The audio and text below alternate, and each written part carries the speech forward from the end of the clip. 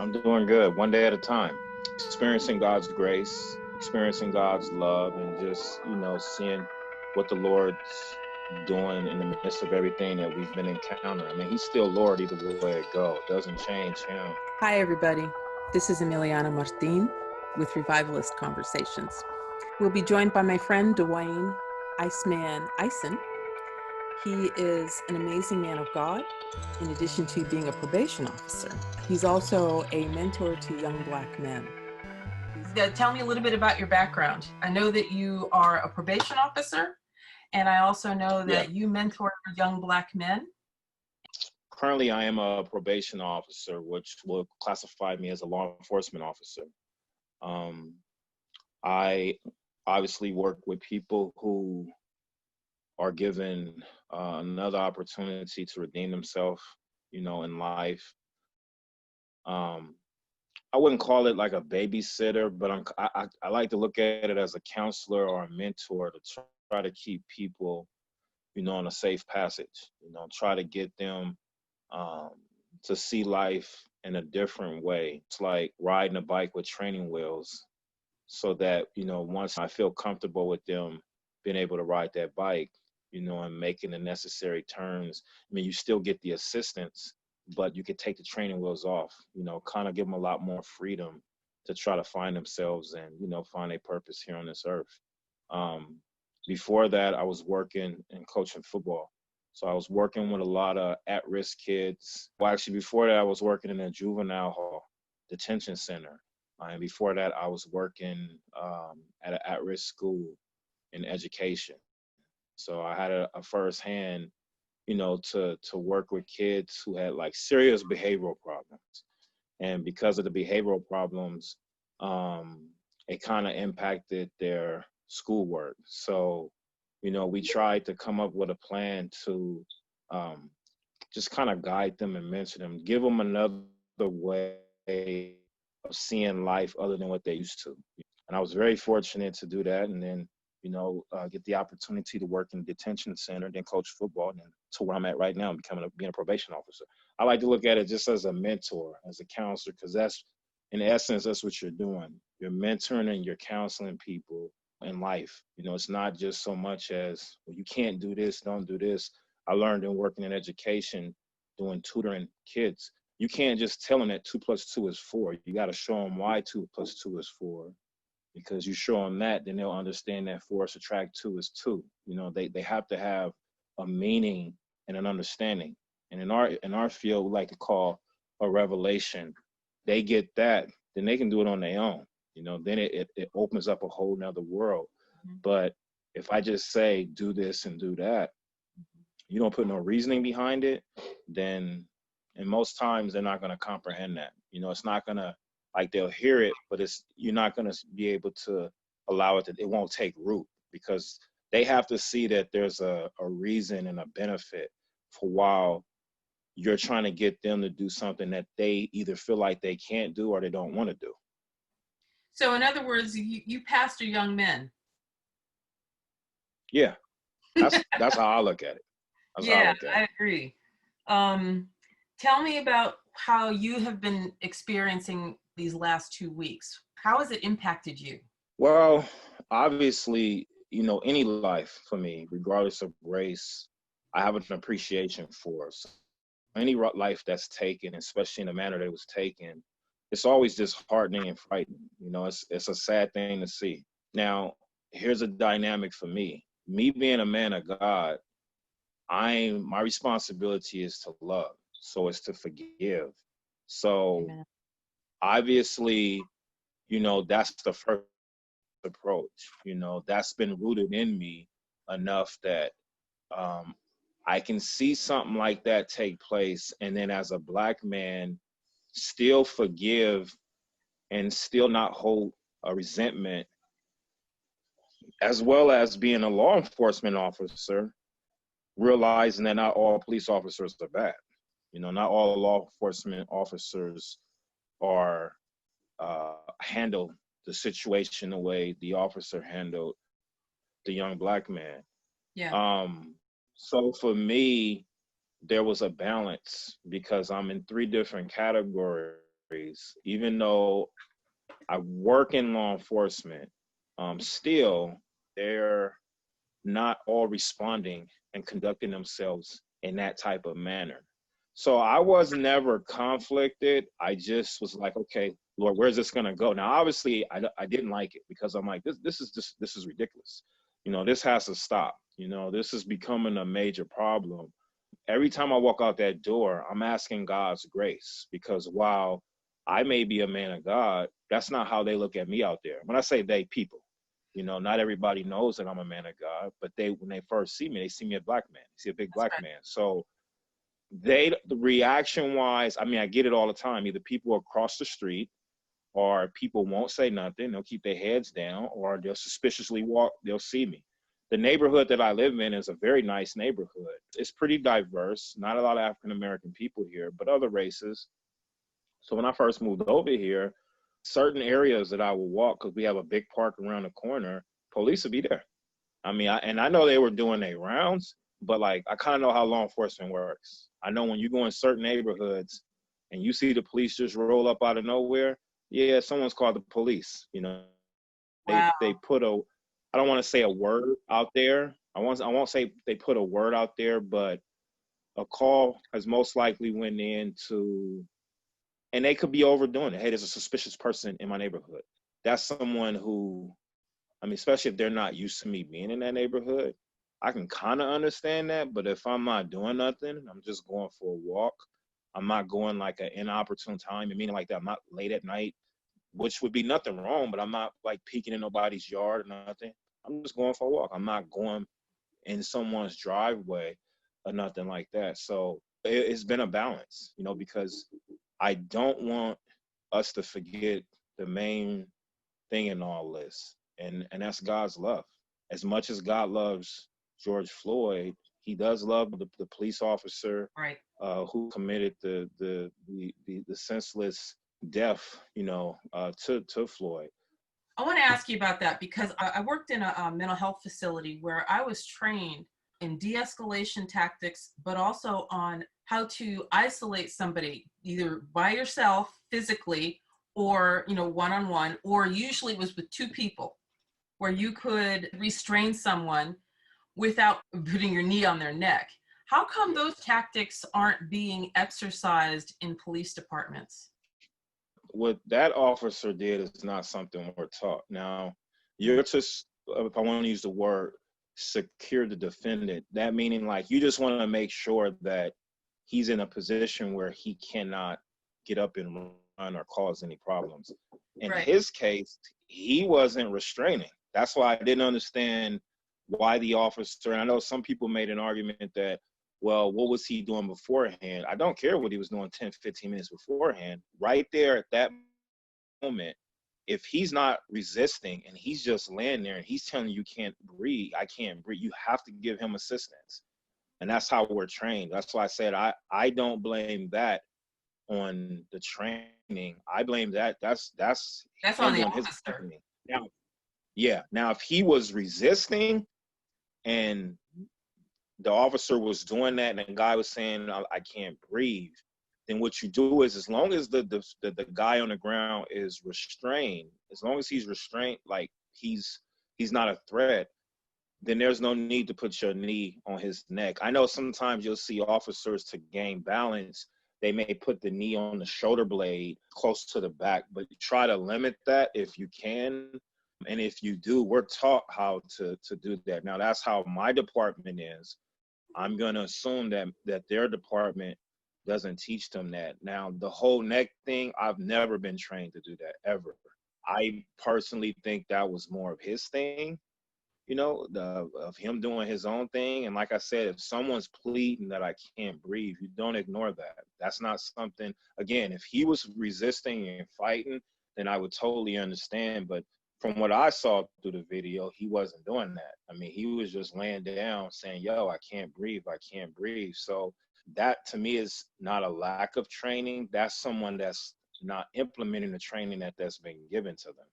How do you feel about the other officers that were there? I understand that they were being trained. And even though I think one of them was like, shouldn't we get up? He said, no. I mean, if you're a trainee what do you say to your trainer? I mean, how do you get around that? That's kind of hard. Well, let me rephrase that. I mean, you have the officer who's the trainer, and he's got all these years of experience. And like I said, you're there to learn. You would have to ask questions. That's something you have to make a decision on. Like, and sometimes you may have to make it right then and there. And I've been in that situation. Even if it costs you your job, even if this officer, even though he's wrong, it could cost him his job. Well, the trainee, it Yeah. shouldn't cost him his job if he's just asking a question. Now, it depends because I couldn't see if they could all see the guy. I'm pretty sure they all could hear him, but they can all know that his knee was on his neck. Because if you're taught to, okay, you cover this, there's a crowd, you stay over here, you stay over here. If a guy is saying, look, I can't breathe, he could say something. I mean, you always have the free will to open your mouth and say something. As a trainee, you just now start, you just coming on board. Do you want to make it seem like you're not in support of your training officer? I mean, I'm not saying giving like a justification or excuse, because if you were in that situation and you were the trainee, how would you handle it? Well, I'm different. When I say I'm different, I'm a little bit more secure myself, in my opinion, where I'm going to question.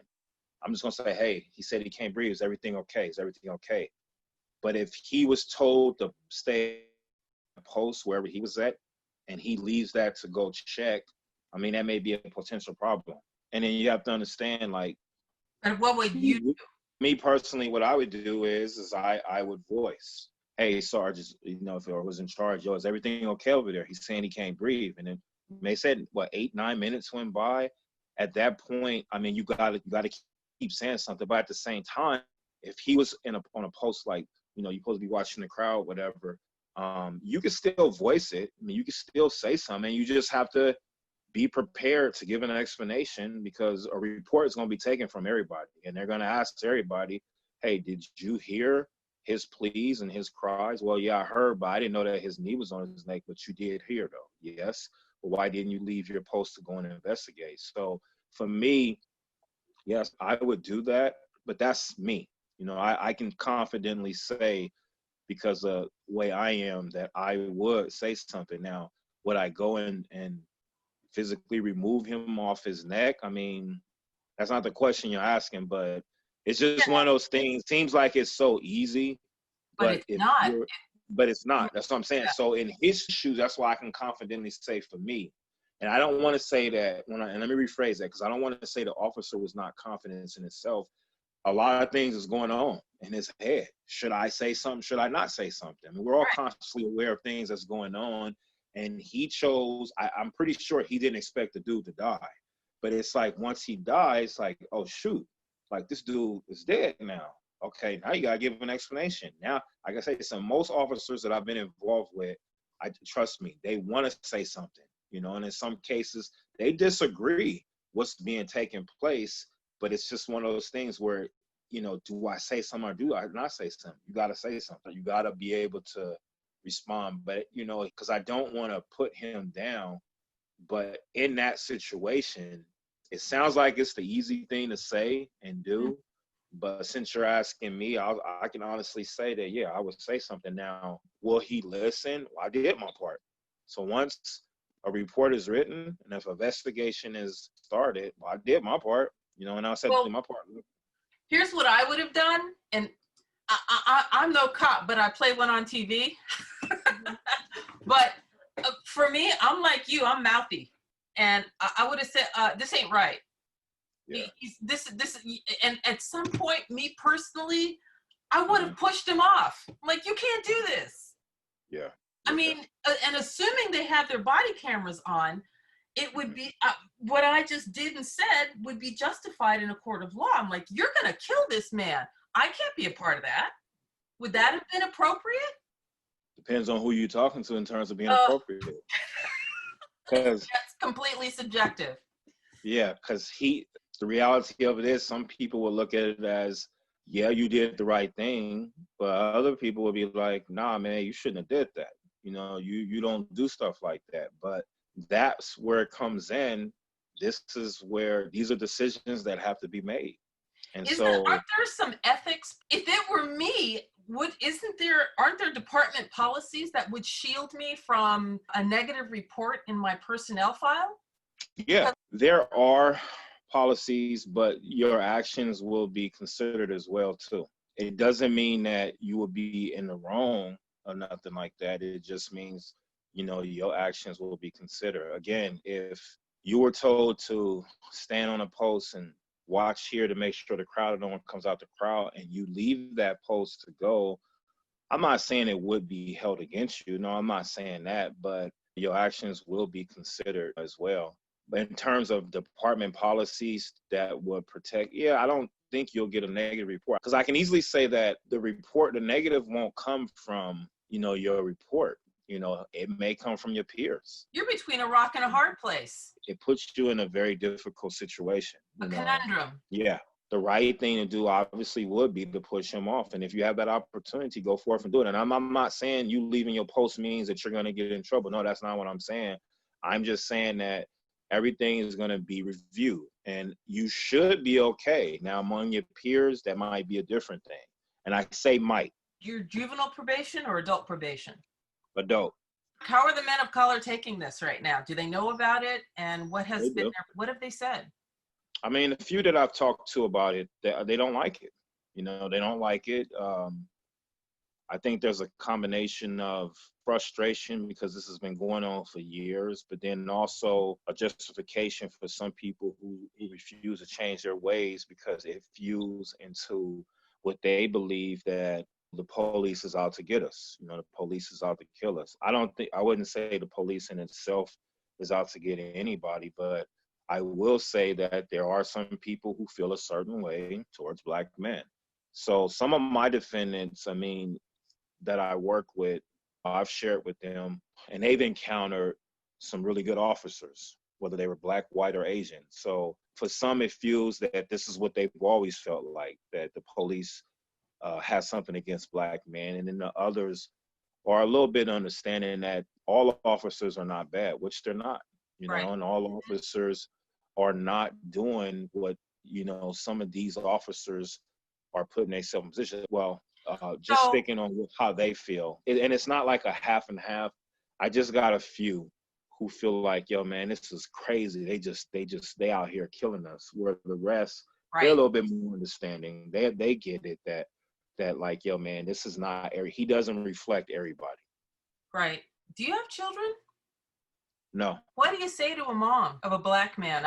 Obviously my son, 6'4.5". He's just a couple of inches under George Floyd. His hair is not the best. He admits to me it's a rebellion thing. I'm like, okay, fine. But out in the real world, that could be intimidating. We have these talks periodically, and this weekend it was, what do you do if you're pulled over by a cop? Well, I reach over and get my wallet out and da-da-da. I said, here's what you do.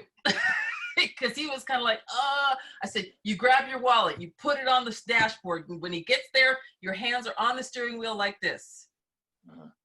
Okay? Don't look him in the eye and do exactly as he says. And if he asks you to reach for your wallet, which is right in front of you, great. But if your wallet is in your pocket, put your arms out like this and tell him to get it. Yeah. Right? I never thought I'd ever have to have that conversation with my son, but there it is. What do you think, Mom? I would say that if his wallet's in his pocket, he gets pulled over. I wouldn't pull it out just yet. Mm-hmm. What I would say is he should keep his hands just on the steering wheel where they can see. If the officer asks, say, hey, the wallet is down here in my left hand pocket. Is it okay if I reach down here and get it? As long as he makes that clear, then that's fine. I would say don't just go reaching down there, but let the officer know, because you have to understand the officer's position. He doesn't know what he's reaching for. He has no idea where his wallet is at, so he don't know. And there have been countless stories, and I've seen them in training where people say, okay, I'm gonna reach for something, then they pull out a gun.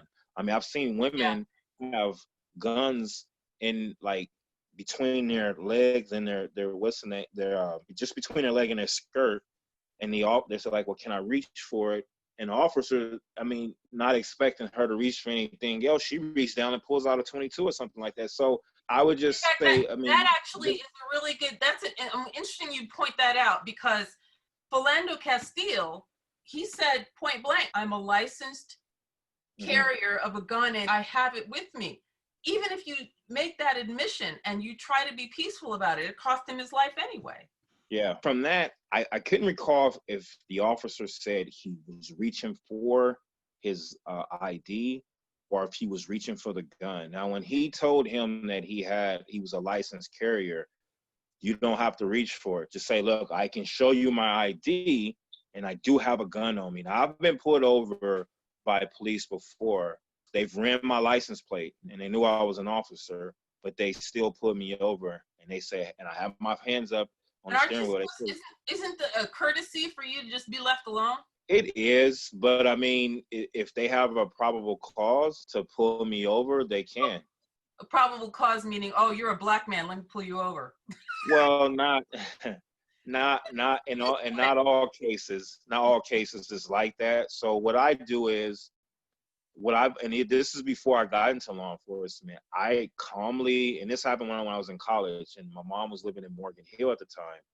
And Morgan Hill was a really nice area. And it was a nice area where she lived at. When he pulled me over, what happened was he ran my license plate, and he knew that my license plate wasn't for that area. So he's like, what you doing in Morgan Hill? And I said, well, can you tell me why you pulled me over? And he got upset with me. He's like, I didn't ask you that. I said, okay, I'll tell you why I'm here once you tell me why you pulled me over. Now, I wasn't rude. I wasn't disrespectful, but I showed him that I knew my rights. And because I knew my rights, he had to tell me why he pulled me over. Now, he claimed I had my tail light. Yeah, I was just going to say, is it a tail light problem? And so I'll be honest with you. I ended up, getting it fixed. I personally think that it was because of that gave him the reason to stop me, because he just couldn't stop me for no reason. Right. I didn't give him lip. I didn't give him attitude, because I'm not going to do that. Most officers, even though there's a high expectation, they're human beings too. So they have lives too. And the things that they have to deal with on a daily basis. And you think dealing with human beings is one thing, with dealing with people, lip and attitude, but dealing with people who hate you, want to kill you, don't want to have nothing to do with just bleeping your name off for no reason. I mean, it does take a toll. Now, obviously, when you sign up for this, those are the things that you have to deal with, And so I would say to a mom, that's okay to tell your son, hey, look, this is how you go about it, because that's the approach you want to take. You never know when you encounter, like the officer, when he pulls someone over, he doesn't know who or what he's about to encounter. Because then the officer had, and I'll be real honest with this, so some of us are thinking, some black men, not all, yo, man, I don't know if I'm about to live. Some officers feel the same thing. I don't know if I'm about to live. They trying to go home to their family too. Going back to Castle, I would say that that situation, either from what I gather, the officer panicked and fear overcame him.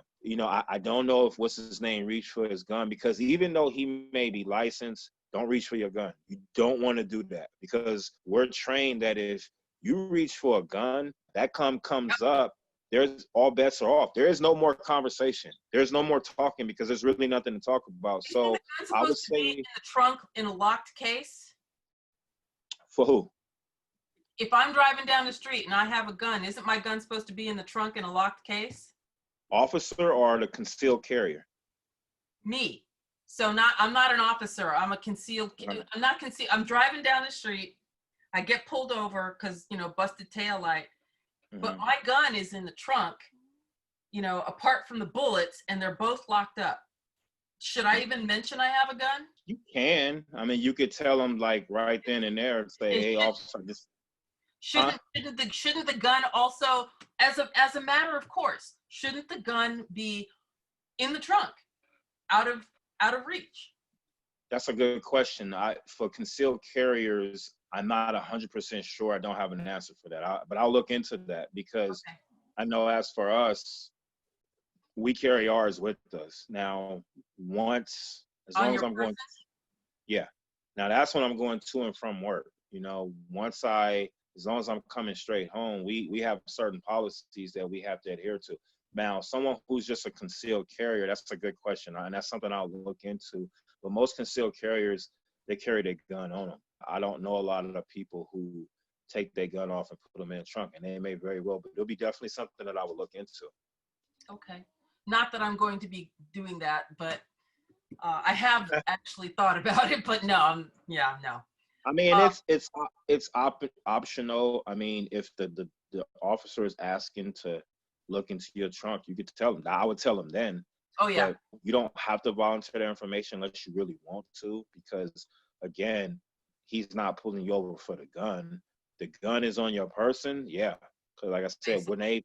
when they've pulled me over, they've asked me straight up, "Hey man, do you got a gun?" And I tell them either I have it on or it's in my trunk. I'll tell them straight up, and I'll be upfront with them because it's good for them to know that they never know what situation they're walking into. That's why I said that's the dynamic that I'm very thankful for being in law enforcement because I get to see another side of it. And because of that, you know, with family and friends, they'll ask me, do you think that was justified? You never want to say a killing is justified, but there are certain things that people can't do. And sometimes people are aware of that and sometimes they're not. I think sometimes people watch the movies too much and they think that what they see people doing, you can't do that stuff. And as a black man, yeah, it shouldn't be, those things shouldn't be happening to me. And I'm not saying it's about George Floyd, but I also got to make sure I don't put myself in a certain situation. Again, I got no business reach for anything. Again, the officer doesn't know that. And if you reach now, I may not be quick to pull the trigger, or the next man may not. It just depends on the officer right then and right there. Does he feel like his life is threatened? If he does, more likely he's pulling that trigger. Every situation warranted is different. In the matter of George Floyd, there was nothing in there that he could justify. I have no idea how they're going to argue that, but they will. Now, if he was able to articulate that, look, man, my life was in the how. The guy was on, it's kind of like the With Oscar Grant. total control. Yeah, that was well, it's like the Oscar Grant situation. He said he thought he took his taser out, but then I was still saying, but Oscar Grant wasn't moving. Like he wasn't trying to get up and take off. He was mouthing, but you can't tase nobody or shoot somebody because they're mouthing. If you don't want to hear somebody's mouth, don't become an officer. It's just plain and simple. And it works vice versa. If you don't want to get in trouble with law enforcement, this is not really directed at people who are getting abused just because of the color of their skin. I'm talking about people who are doing In stuff. general. Yeah, in general. Yeah, you're just doing stuff and you get, I mean, if you are speeding, you're going to get pulled over. Oh, I mean, you're pulling me over if I'm black. Yo, man, you're going 65 and 35 miles per hour speed zone.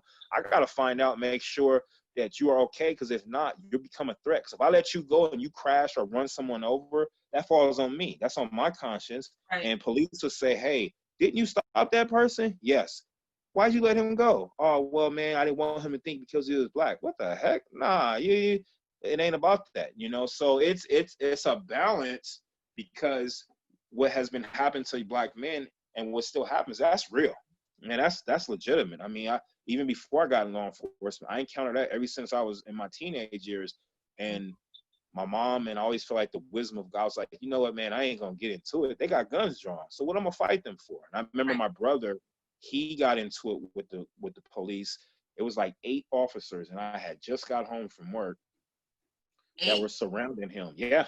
Oh, they had surrounded my brother, but they were trying to calm him down. Oh, And okay. thankfully, by the grace of God, they sent me over there. And I mean, I walked over there. It was like I heard the Spirit of the Lord say, go check that out. And it was my little brother, and yelling and screaming. And this, I wasn't working in law enforcement then, you know, but I had at that point knew and understand, okay, man, one, I have to be careful, you know, when I go out. Oh, that's not right. You shouldn't have to be careful. That's just the reality that we live in.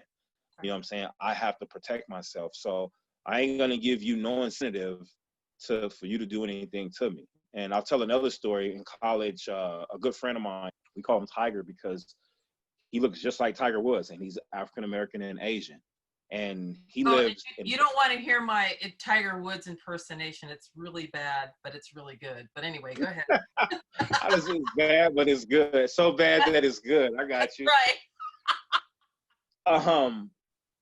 He, he has a lighter complexion. We were all dark skinned. We was just left from football practice. It was 4 of us. He got into it with one of my other friends, and they started fighting. And the area they live in is Palo Alto. Now, the area that they live in, no, they live in Palo Alto. Oh yeah. So they live in Palo Alto. Someone saw this, called the police. I kid you not. The police was there in 3 to 5 minutes, because from the time they was you just heard all these sirens, and I'm like, first I'm thinking like, okay, an ambulance, and there are more sirens. I was like, yo, man, I'm up. I was like, I think I hear the police. So we started walking. They had their little fight. We broke them up. We settled it. Someone told the police, because they told us that we were jumping a white kid.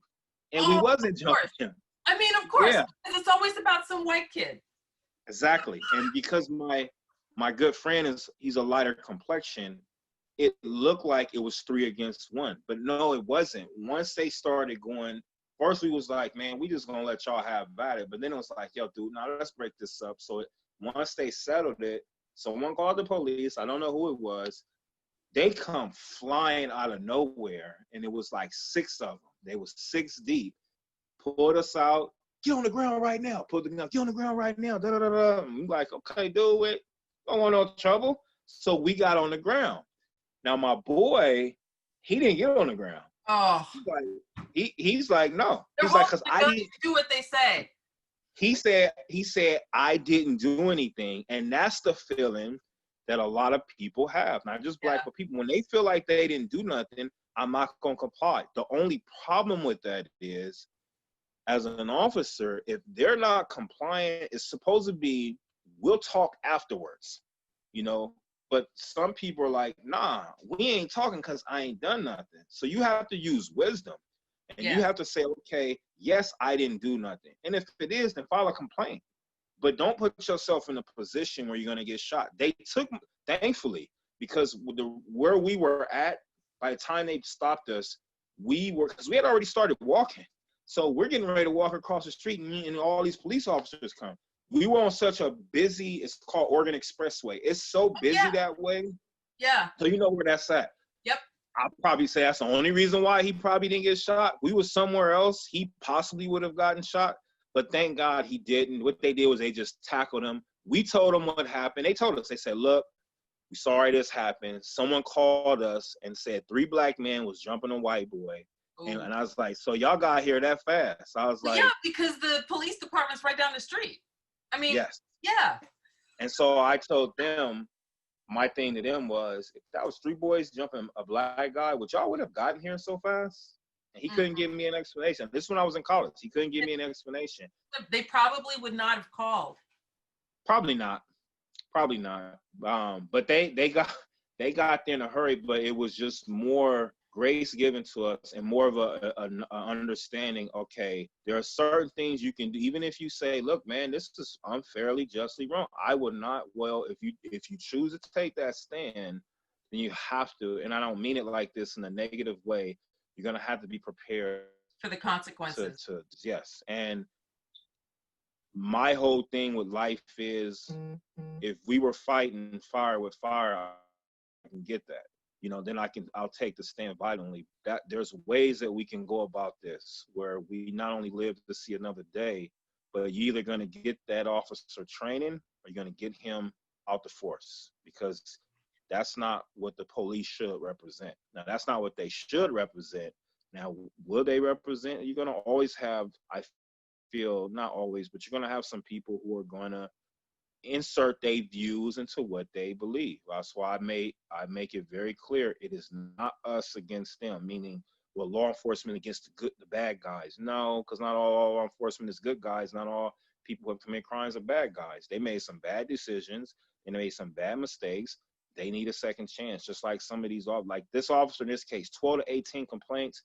In my opinion, he shouldn't even be on the force. Right. Or he needs to be reassigned. He needs to be reassigned to do something else if it matters to him that much. And it depends on what those complaints are saying. If it's a consistent amount of abuse and say, well, we did our investigation, we didn't find anything wrong. Okay, but when you, and I can't recall if it's 12 or 18, that's entirely too many complaints.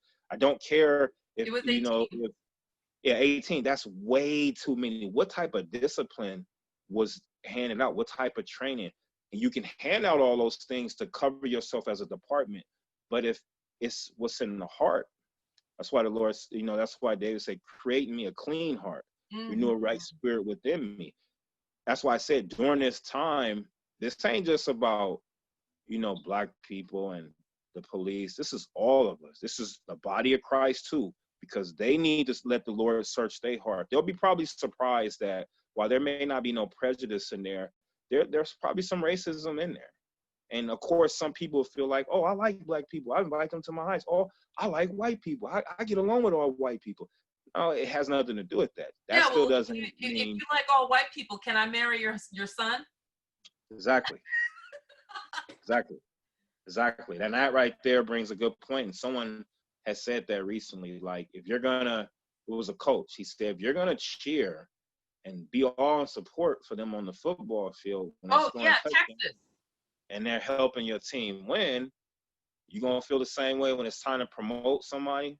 You're gonna feel the same way if one of them wants to go out and date your daughter. So, like I said, in some aspects, for people, especially people who are not believers, I expect that. But believers, we're called to examine ourselves. So we're supposed to be doing an inventory check. And I believe you should do one every day, all day. You should be, okay, Lord, search my heart. And then when the Lord brings it to our attention, because that's what discipline is, it's the Lord bringing to your attention something that he wants to make right. The Lord doesn't want racism in anybody.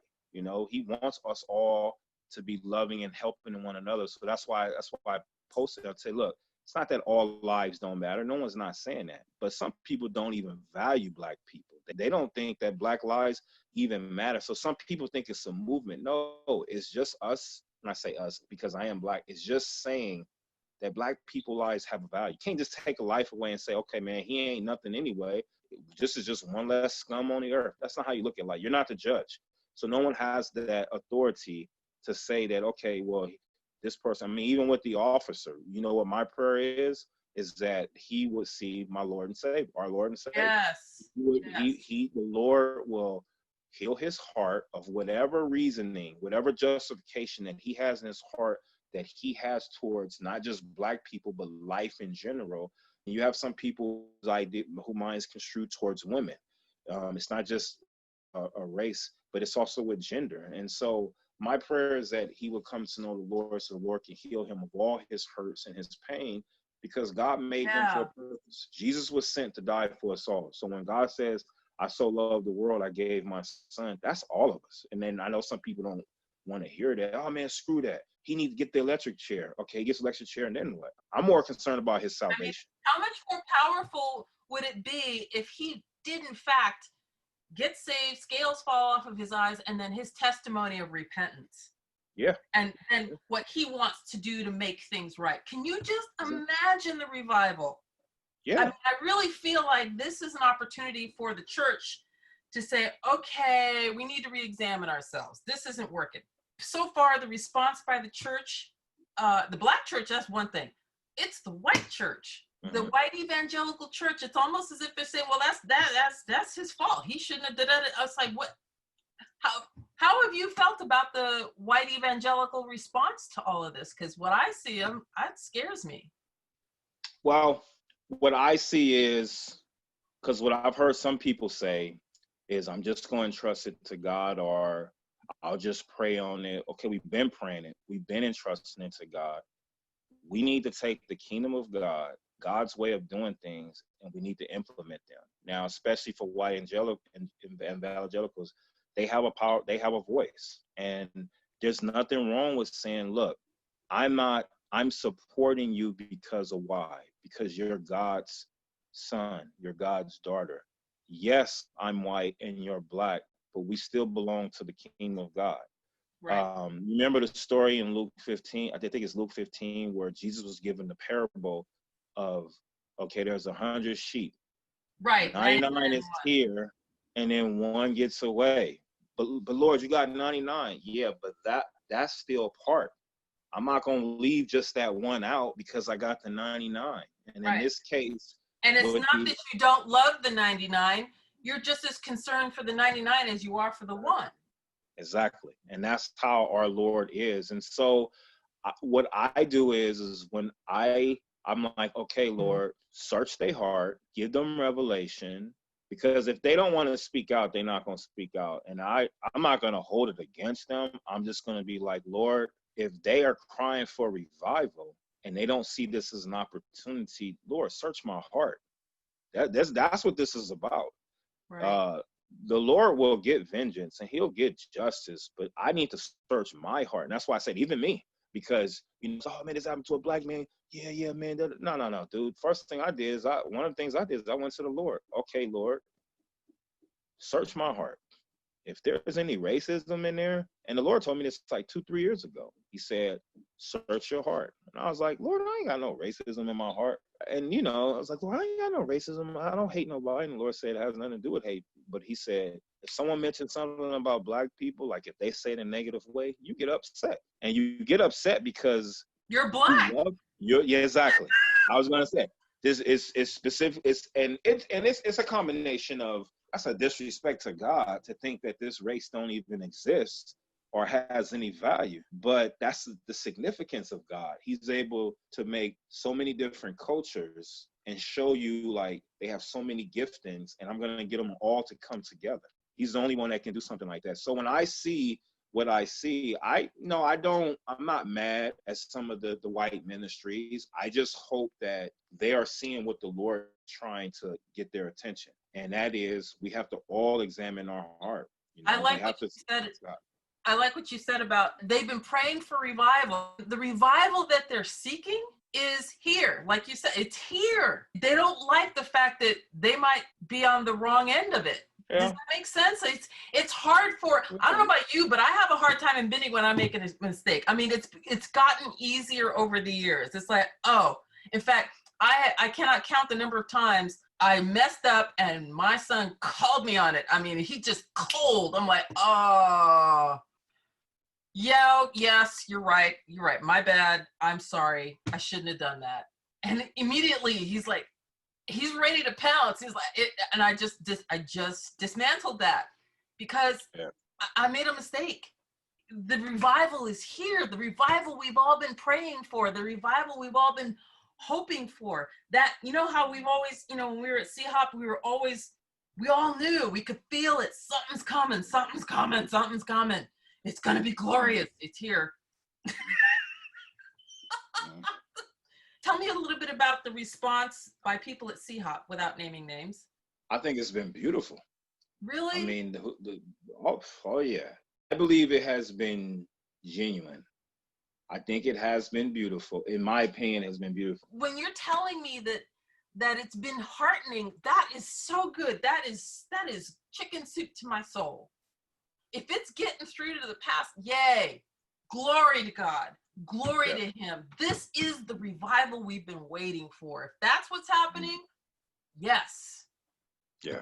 Has the pastor responded from the pulpit? Well, because he's still, I guess, streamlining still. Yeah, streaming. So he's still been at the service.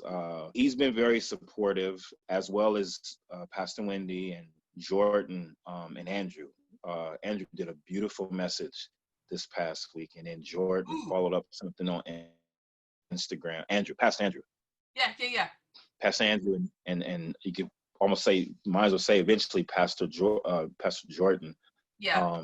And it was very, God's love was very flowing through them, and you can hear, in their messages, sharing God's love and making sure that we don't forget, like, yo, man, yes, all lives matter, but if you're going to be a believer, then, when we have certain injustice, that's what we're here for in the kingdom of God. We're here to make sure justice and God's love is righteousness. It has some justice in it. So, and that's what they were parlaying, not, for us to handle this the way our Father wants this to handle, and it's not taking a well, we're in a movement, man. The only movement that's moving is Christ's love. That's right. That's it.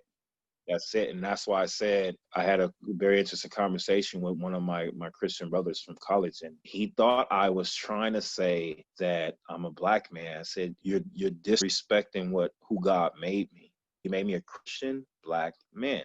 Now, because of that, I'm very thankful to be in the position that I am, just as though if I was a white man or if I was an Asian man. However, it's God's principles that I'm enforcing. It's God's love that I'm pushing. It's God's justice, his righteousness, his loving kindness that I am pushing out of me during this time. You know what I'm saying? It's not just about me being black. No, I'm just very blessed to be a part of that. My skin color is black, but my spirit is all Christ. And it starts with my spirit. And that's what's coming out. And that's what I'm trying to convey. And that's what Pastor Jordan and Pastor Andrew, that's what, in some answers, Pastor Wendy and Pastor Greg, that's the message that we're trying to get across. My pastor asked me to speak about some of my run-ins as a woman of color. And I just feel like people, they're saying all these wonderful things, and I just keep saying the same thing over and over. Did you ask the Lord? Mm-hmm. Did you check in with Jesus? What did he say? Were you quiet and still long enough to hear his answer? When he wants to reveal his heart, it might not be your heart that's in sync, and it might hurt. It might be hard. Mm-hmm. And that's the hard part, is like, well, that can't possibly be Jesus. Yeah. Yes, it is. In fact, here's a quick example. So last night I had to take off because I wanted to go to a poke bar, and I already placed my order, so I got to go get it. And I couldn't find my keys. I always hang my keys next to the door, always. So I said, my keys, I command you to reveal yourself. And immediately I heard, they're in the car. I'm like, that's impossible. So I kept going. I'm looking around the house. I don't know. And then I heard it again. It's in the car. I'm like, there's no way I left it in the car. It was in the car. And, it's just recognizing that you heard it right the first time. Yeah. Had I simply acted the first time, would have been out the door a few minutes earlier. Yeah. I just feel like, no, God can't possibly be saying that. It's like, maybe he is. And I know that for me, he's still dealing with me on so many different fronts. I'm a work in progress until the day I die. I mean, let's be honest. That's everybody. Yeah. Yeah. That's everybody. And what I love about that is God's grace. He didn't yell at you. He didn't get mad. He just said it's in the car. Yeah, but it's not. Okay, all right. Well, it's in the car. Well, I'm going to go do this. I'm going to do that. And eventually, and it reminds me of a story. And I always share this one. And I share it because it's so profound to me. It reminded me when I had bought these shoes, and the Lord reminded me, take those shoes with you. And I was like, yeah, I'll do it. He's like, get them right now because you need to take them with you so you can send them back. I was like, yeah, Lord, I'll do that later. I was getting my stuff ready because I had to catch the train. And I tried to leave 5-10 minutes early, and the Lord was like, take that with you. And I kind of brushed it off. So I get to the train. Now I'm like 5 to maybe 10 minutes early than the train was. The train comes like 15 minutes early. So I had to go all the way back, get the shoes I was supposed to send out, and then catch the next train. The moral of the story was the Lord was trying to tell me, if you would have took those shoes with you now, you would have made the train, but instead the train went by, and then you had to go all the way back home and then come all the way back. I mean, he was still loving. Congratulations. Still graceful. And that's why I say, even as the Lord works on you, he's still going to be graceful. He's still going to be mindful. He's still going to be loving. I think as long as we just keep submitting ourselves to the Lord, it's a journey. And the Lord wants us to enjoy the journey, even when we make mistakes, because you're going to make one. And in that, sometimes we're going to get hurt sometimes. But the good thing is we have someone who can heal us.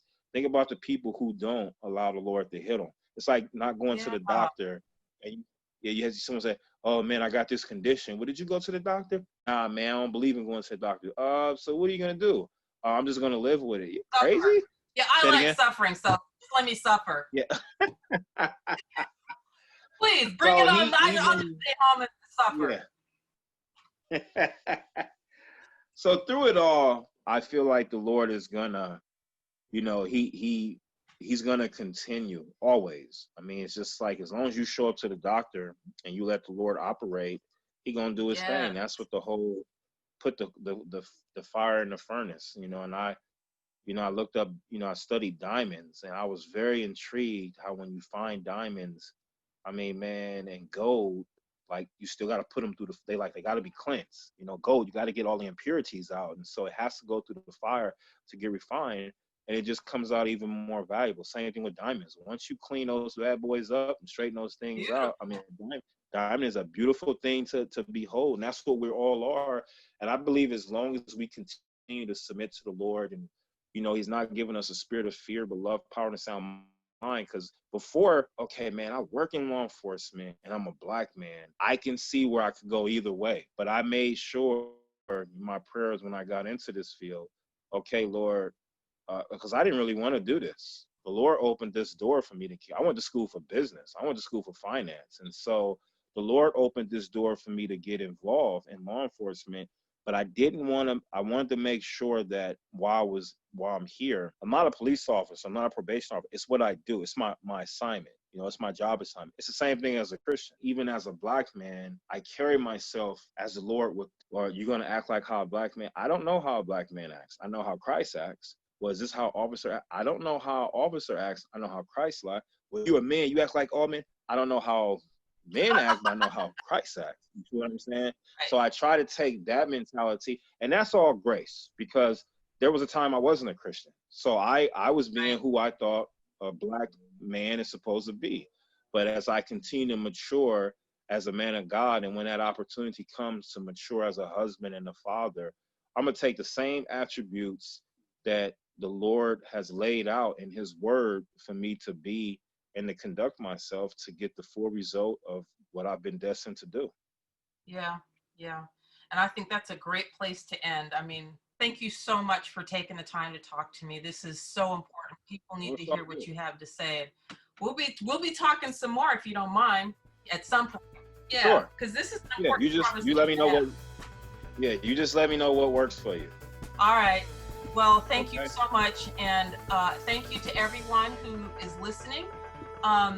You can find me at Revivalist News on Twitter, hashtag the RNN for Revivalist News Network. And this will also be available on YouTube. So watch and comment. Please comment. I want to hear how you're receiving this, what you're thinking about all this. Leave your comments right there. So have a blessed day, y'all. Peace out.